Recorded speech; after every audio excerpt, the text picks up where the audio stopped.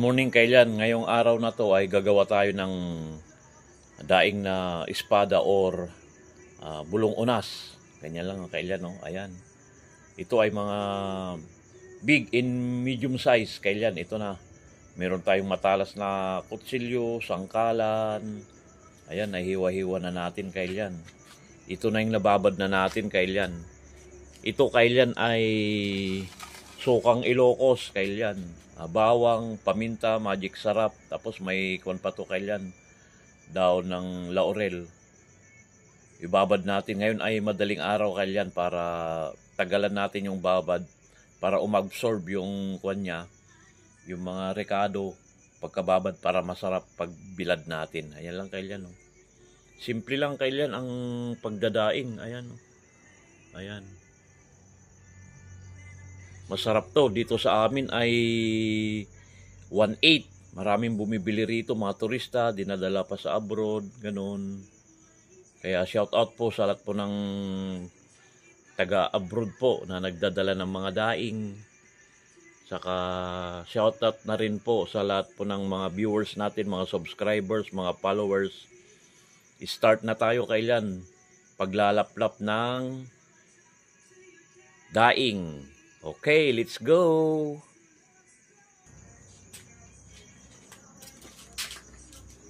Ganito lang kailan. Kailangan matalas yung kutsilyo mo para ingat lang kailan. Kasi once na dumulos ka rito, iyari naman yung kwan mo niyan. Kamay mo niyan dahil matalas talaga yung kutsilyo kailan. Ganyan lang, kasimple lang, oh. Sariwang siraw. Tignan nyo man yung karne niya kailan, oh. Sarap na yummy talaga. Ganyan lang kailan, no? Wow. Ito ay medium size o kaya ay big size kailan na daing. Sarap nito kailan, lalo sa umaga. Ang pagbibilad nito kailan ay depende sa araw, mga 2 to 3 days, ganun. Okay na yun.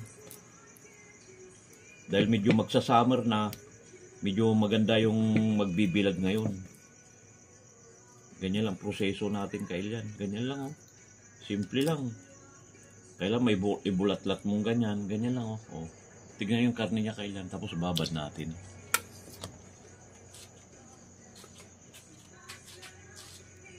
Ito na kailan yung nakababad, oh. Ayan, oh. Ayan.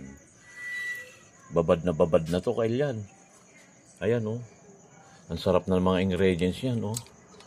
Absorb na absorb yung kwan nito. Yung pampalasa niyan.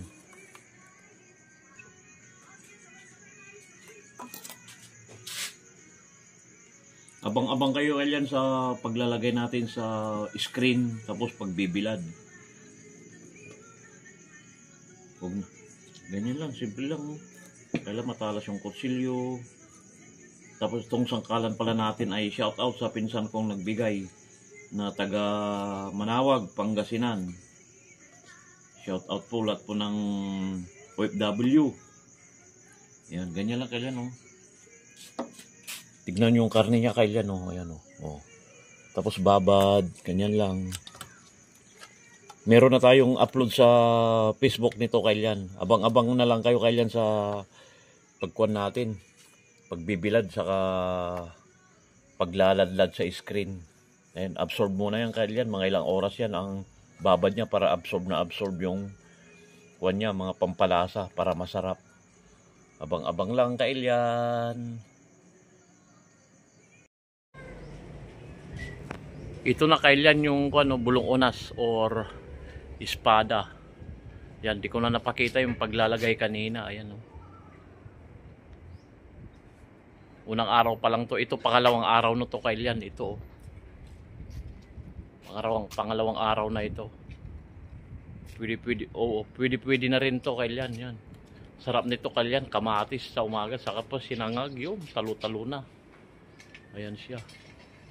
May daing pa ko rito kailan na sapsap. Ayan, o, sapsap. Ayan. Ayan. Meron pa rito. Bagong gawa lang.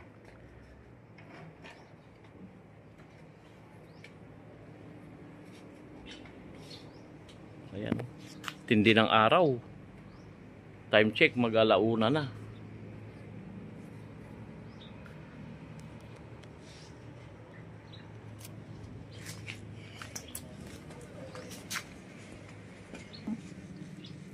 Ito kailan, pur daing na to. Sap-sap na maliliit. Ayan o.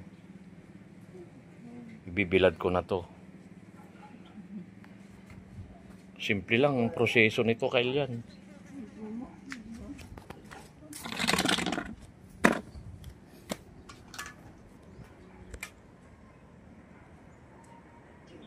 Ayun na kailan o. Yan ah. Ganyan lang ang proseso ng pagbibilad ng daing. Yan. Ganyan lang. Ayun sa kabila ay pangalawang araw na yun. Sarap nito. Marami nag-uwi ito. Pang mga OFW pag umuwi ng ibang bansa kailan.